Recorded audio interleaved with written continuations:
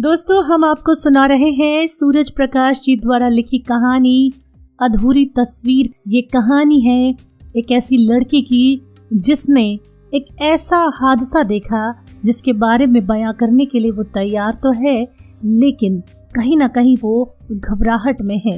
आखिर कौन है ये लड़की और क्या हुआ है उसके साथ? चलिए सुनते हैं कहानी अधूरी तस्वीर। इस लड़की का नाम है अदिति, जिसकी उम्र है 34 साल, जिसका जन्म जिला संगरूर में हुआ है। पढ़ाई संगरूर से की, फिर चंडीगढ़ से की, वहीं से आर्ट्स में मास्टर डिग्री भी प्राप्त की। इस लड़की के पिता सिख थे, सुदर्शन सिंह जिनका नाम था, वे वकील थे। माँ ब्राह्मण परिवार की थी जिनका नाम राज था। अदिति कहती है, मैं उनकी इकलौती संतान। पिता 3 साल पहले गुजर गए, माँ पिछले साल। मेरी मातृभाषा? ओ नहीं, माफ कीजिए सर, मेरी तो कोई मातृभाषा ही नहीं है। मैं कैसी पागल हूँ, गूंगी हूँ मैं, तभी ये बयान लिख कर दे रही हूँ। रब ने मुझे बोलने के लिए कोई जुबान ही नहीं दी, लेकिन खुद को अभिव्यक्त करने और अपनी बात कहने के लिए मुझे कभी कोई तकलीफ नहीं हुई। मुझे ईश्वर ने कलाकार की उंगलियां दी हैं। मैं रंगों के जरिए, रेखाओं के जरिए शायद बेहतर तरीके से अपनी बात कह पाती हूँ। मुझे उन पर पूरा भरोसा होता है। मेरे हाथों से बनने वाले चित्र झूठ नहीं बोलते। सारे झूठों की, बुराइयों की जड़ ये जबान ही तो होती है। ये जबान ही हमें अपनों से दूर करती है। आज सारे झगड़े जबान को लेकर ही तो हैं। कई बार सोचती हूँ कितनी खुश नसीब हूँ मैं, इन सारी परेशानियों से परे। केवल रेखाओं के जरिए सच को सच कह पाती हूँ। बचपन से दीवारें, आंगन और कॉपियां रंग रंग कर अपनी दुनिया रचती रही, बड़ी होती रही।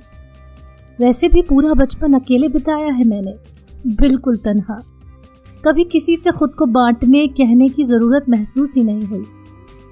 एक बात बताऊं आपको, मुझे क्या चाहिए क्या नहीं, मैं क्या कहना या करना चाहती हूँ, ये बातें कभी भी मुझे अपनी माँ से नहीं कहनी पड़ी। हम दोनों हर वक्त टेलीपैथी के जरिए अदृश्य तरंगों में बात करते थे। दूसरे कमरे में होने के बावजूद माँ को मेरी हर गतिविधि, जरूरत और इच्छा का पूरा पूरा एहसास रहता था। खैर, मैं बोलती ही क्या, माँ भी मुझे स्पर्श के जरिए, आंखों और चेहरों के भावों के जरिए बात करती थी। जरा बड़ी होने पर मुझे यही लगता रहा, अगर मेरी जुबान होती तो मैं भी उसका इस्तेमाल ही ना करती। शायद मैं बहक रही हूँ। खैर, चंडीगढ़ में मेरा अपना स्टूडियो और आर्ट स्कूल है। लड़कियों को मैं रंगों की भाषा सिखाती हूँ। मेरी सारी दिनचर्या उठना, बैठना, चलना, पहनना, ओढ़ना, सब कुछ कला को समर्पित है। अपरिचित नाम नहीं हूँ इस फील्ड में मैं। कई एकल सामूहिक चित्र प्रदर्शनियों में मैंने चित्र प्रदर्शित किए हैं। दिल्ली की एक एकल प्रदर्शनी की बात चल रही थी। उसी सिलसिले में कुछ एक पेंटिंग्स लेकर दिल्ली जा रही थी कि तभी ये हादसा हुआ। एक ऐसा हादसा जिसने मेरे भीतर के कलाकार को बुरी तरह स्तब्ध कर दिया। मेरी चीखें भीतर ही घुटी रह गईं, आंसू आंखों में ही सूख गए। माँ बताती थी, बचपन में मैं बहुत हंसती थी या बहुत रोती थी। लगता है खुद को हल्का करने के दोनों जरिए मुझसे छीन लिए गए। इस भीषण दुर्घटना के बाद अब ना हंसी रही मेरे पास, ना आंसू। उस दिन सोमवार था, 7 मार्च की खुशनुमा सुबह, यात्रा करने लायक मौसम। बस में काफी सवारियां थीं। बस स्टार्ट करते ही ड्राइवर ने गुरबाणी का कैसेट लगा दिया। अच्छा लग रहा था। शुरू से ही माता पिता ने जो संस्कार दिए, माहौल ने जो कुछ दिया, उसमें शब्द, कीर्तन, गुरबाणी हमेशा कानों में अमृत घोलते रहे। सर खुद ब खुद उस परम पिता के आदर में झुक गया था और आंखें बंद हो गई थी। सारा दिन सकारत जाएगा ऐसा सोचा था। दिन की शुरुआत भला इससे अच्छी और कैसे हो सकती है। सवारियां साथ साथ गुनगुनाने लगी। थोड़ी देर पहले बस चलने तक सब अलग अलग सवारियां थीं। जिनकी मंजिलें मुकाम अलग अलग होते हैं। शब्द कीर्तन की पवित्र स्वर लहरियों ने मानो सबको जोड़ दिया था, जैसे सब गुरुद्वारे में गुरु ग्रंथ साहब के सामने बैठे हों। मुझे सबसे आखिरी वाली लाइन में सीट मिली थी, बाईं खिड़की से दूसरी। खिड़की की तरफ मेरे साथ एक बुजुर्ग बैठे थे। होठों ही होठों में वे गुरबाणी का पाठ कर रहे थे, कैसेट के साथ साथ। मेरी दाईं तरफ एक नौजवान सिख बैठा था, जिसकी दाढ़ी थोड़ी कतरी हुई थी, कपड़े पगड़ी सलीकेदार, कहीं एग्जीक्यूटिव या फिर आर्मी अफसर रहा होगा। डीलक्स बस थी। सीटों की टेक ऊंची होने की वजह से बिना उठके आगे बैठे लोगों को देखना संभव नहीं था। बस में चढ़ते समय ही देखा था मैंने, कुछ एक बच्चे थे, कुछ जनानी सवारियां थी बस में। हमारी लाइन में बाकी 3 सीटों पर एक परिवार था, माँ बाप और उनकी नई ब्याही लड़की।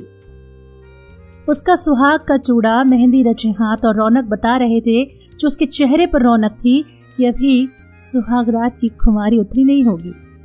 बस में चढ़ते समय ही उससे आंखें मिली थी मेरी। हमने आंखों ही आंखों में एक इशारे में बहुत कुछ कह सुन लिया था, बांट लिया था। मेरी मुस्कुराहट देखकर उसका चेहरा इंद्रधनुष में बदल गया था। वे शायद उसे पहली बार घर लेवा कर ला रहे थे। बेचारे। मेरे पास बैठे माँ के जवान ने मुझसे पूछा, कहाँ तक जाएंगी आप? मैंने इशारे से बता दिया, बस की मंजिल तक। और वह कुछ भी पूछना चाहता था, लेकिन मैंने उसे मौका नहीं दिया और एक पत्रिका खोल ली थी। दरअसल वो बहुत ही भला और प्यारा सा इंसान था। मैं कतई नहीं चाहती थी कि उसे मेरे बेजुबान होने का पता चले। बहुत दुखदाई होते हैं वे पल मेरे लिए, जब मुझे गूंगी समझ लिया जाता है। मैं बेजुबान जरूर हूँ, गूंगी नहीं हूँ। अपनी बात को तो मैं कह ही सकती हूँ। मैं खुद उसे दुखी नहीं करना चाहती थी। सुबह सुबह एक गूंगी लड़की के लिए बेचारगी महसूस कराने और खुद बेचारी बनने का कतई मूड नहीं था। मैं साफ महसूस कर रही थी कि इस बीच में वो अकेला महसूस कर रहा था, और एक तरफ मैं थी जो जानबूझकर पत्रिका में आंखें गड़ाई थी, और दूसरी तरफ दुल्हन की माँ मुझे भी अपनी शरारत पर कोफ्त हो रही थी, पर कोई उपाय भी तो न था। बस 1.5 घंटे बाद करनाल अड्डे पर रुकी। ड्राइवर ने 10 मिनट का समय दिया चाय पानी के लिए। तब किसे पता था कि खुद उसकी और सवारियों की ये चाय आखिरी चाय होने जा रही है। मैं बस से नीचे नहीं उतरी थी।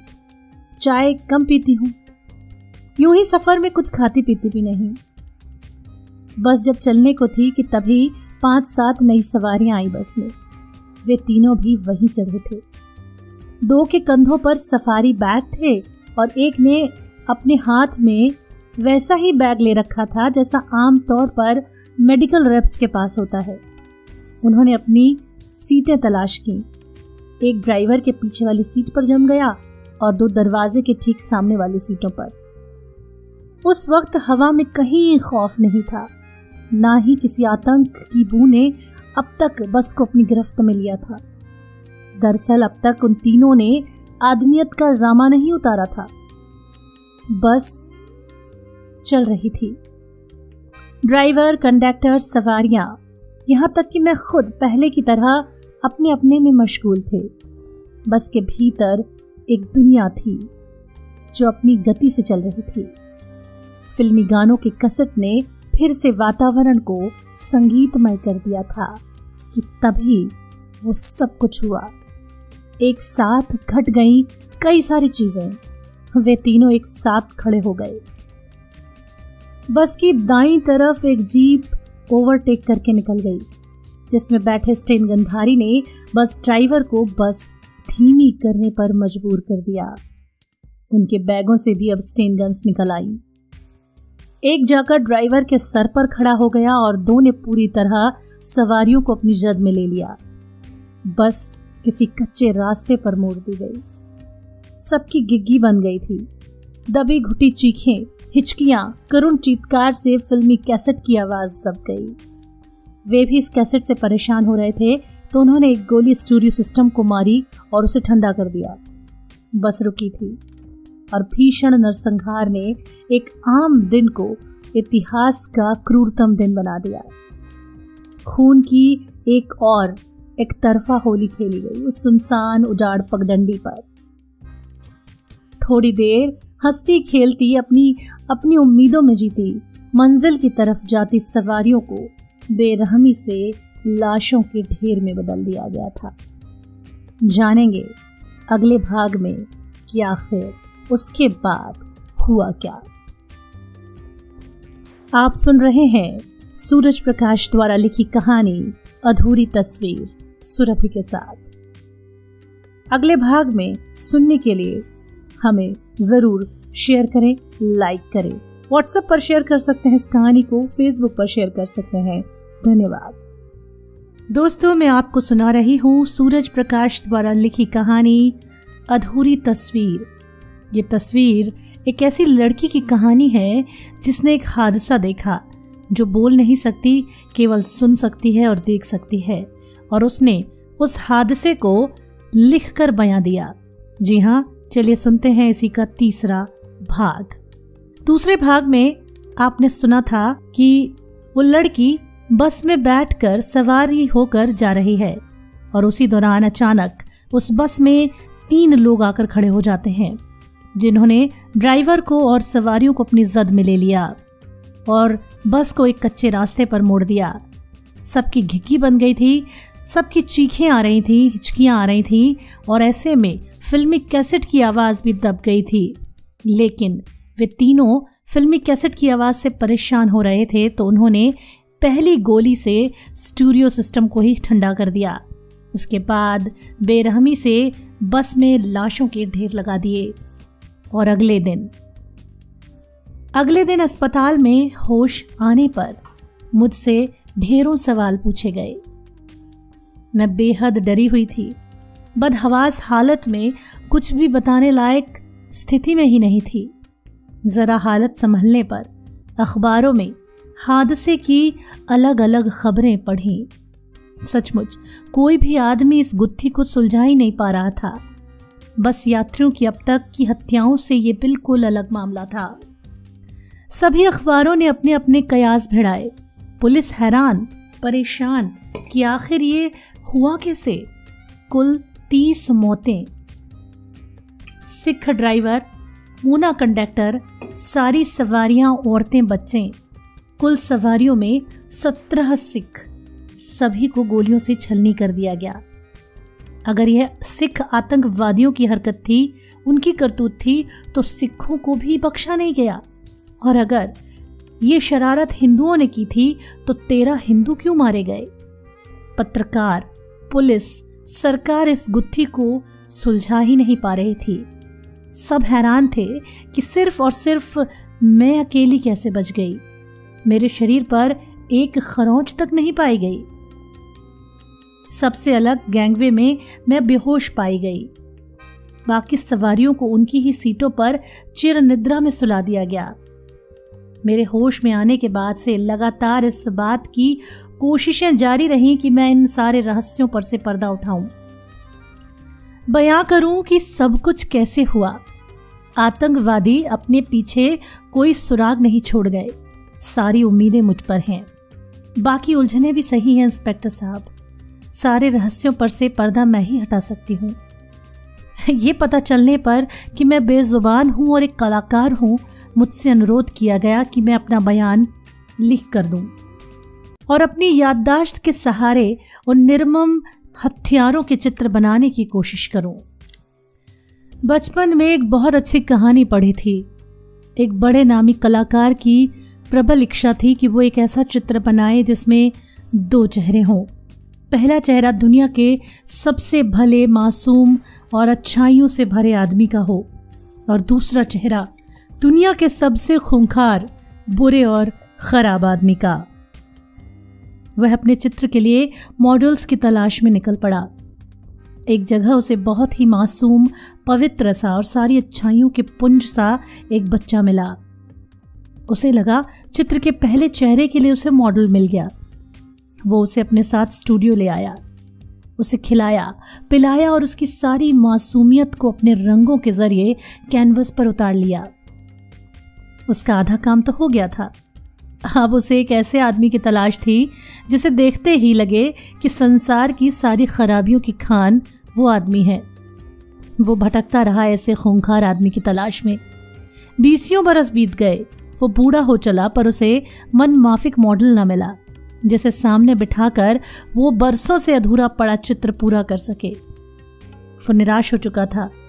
तभी उसने एक दिन जेल से एक आदमी को निकलते देखा। कद्दावर, दरंदगी जिसके चेहरे से टपक रही थी, एकदम डरावना। कलाकार को लगा कि आज उसकी तलाश पूरी हुई। यही तो है मेरे अधूरे चित्र का मॉडल। सारी उम्र गुजार दी इसकी खोज में। वो कैद से छूटे उस आदमी को शराब वगैरह का लालच देकर अपने स्टूडियो ले आया। बड़ी मेहनत की, चित्र पूरा हुआ। कलाकार की खुशी का ठिकाना ना था। जीवन का सर्वश्रेष्ठ चित्र जो पूरा हो गया था। तभी उस कैदी ने जोर का ठहाका लगाया। कलाकार ने जब इसका कारण पूछा तो वह बोला, ये बच्चे की जो तस्वीर है ना, जो बरसों पहले आपने बनाई थी, वह भी मेरी ही है। आज मेरे सामने वही समस्या खड़ी हुई है साहब। मुझसे उस खूंखार आतंकवादी और उसके साथियों की तस्वीर बनाने के लिए कहा जिसने भरी बस को, पूरी 30 सवारियों को अपनी गोलियों का निशाना बना डाला। मेरी बनाई तस्वीर के सहारे आप उसे और उसके साथियों को पकड़ सकेंगे। मैं एक कलाकार हूं, चित्र बनाना ही मेरा काम है। सैकड़ों चित्र बनाए भी हैं मैंने। ये काम भी मेरे लिए कतई मुश्किल नहीं होना चाहिए, लेकिन ये बात नहीं है। उस कलाकार को तो तस्वीर पूरी होने के बाद ही पता चल गया था कि उसने दुनिया के सबसे अच्छे और सबसे खराब आदमी का चेहरा बनाने के लिए एक ही मॉडल को 2 बार अपने सामने बिठाया था। अब मैं आपको कैसे बताऊं कि जिस खूंखार आतंकवादी, सैकड़ों कत्लों के जिम्मेदार जसविंदर, हाँ यही नाम है उसका, उसकी तस्वीर बनाने के लिए मुझसे कहा जा रहा है। उसकी एक अधूरी तस्वीर अभी मेरे कलेक्शन में मेरे घर की मियानी पर पड़ी होगी। उसके बचपन की तस्वीर जो मैंने बनानी तो शुरू की थी पर कभी पूरी नहीं कर पाई। जस्सी अक्सर मेरे घर के चक्कर काटता रहता था, दीदी मेरी तस्वीर कब पूरी करोगी? मुझे क्या पता था कि उसकी अधूरी तस्वीर पूरी करने के लिए मुझे ये दिन देखना पड़ेगा। इस मकसद के लिए उसकी तस्वीर पूरी करनी पड़ेगी, मैंने कभी सपने में भी नहीं सोचा था। हाँ इंस्पेक्टर साहब, मैं जस्सी को जानती थी, बहुत अच्छी तरह जानती थी। जितनी कोई बहन अपने मुंह बोले भाई को जानती है, कुछ उतना ही जानती थी। वो अक्सर ही मेरे मोहल्ले का एक होनहार अव्वल आने वाला लड़का था। अक्सर अपनी बड़ी बहन की उंगली पकड़े हमारे घर आता जाता था।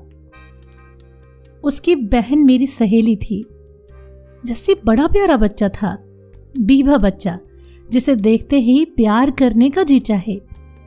तभी तो एक दिन उसे सामने बिठाकर मैंने उसकी तस्वीर बनानी शुरू की थी, दुनिया के सबसे प्यारे बच्चे की तस्वीर।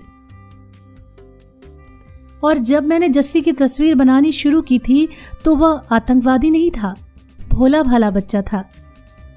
आज के आतंकवादी जसविंदर की तस्वीर तो मैं बना दूंगी, लेकिन जस्सी से जसविंदर उर्फ कर्नल उर्फ जेके उर्फ पता नहीं क्या क्या बनने के दौरान की तस्वीरें कौन बनाएगा इंस्पेक्टर साहब? उस दिन उसके चेहरे पर खरोंचे थी, चोटों के निशान थे। वे सिर्फ खरोंचे ही तो नहीं रही होंगी, वे तो आइसबर्ग रहे होंगे, भीतर तक चीरने वाले जख्मों के घावों के निशान जो बाहरी निशान थे।